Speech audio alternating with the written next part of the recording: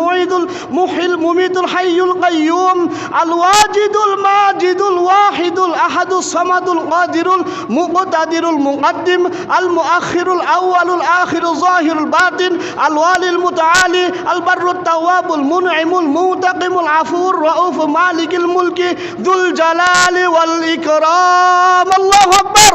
আর রাব্বুল মুকসিতুল জামিল গনিয়ুল মুগনিল মুতিল মানি আয-যারুন নাফিউন নূরুল হাদি আল বাদিউল বাকিল ওয়ারিসুর রাশিদুস সবুর। আল্লাহু আকবার।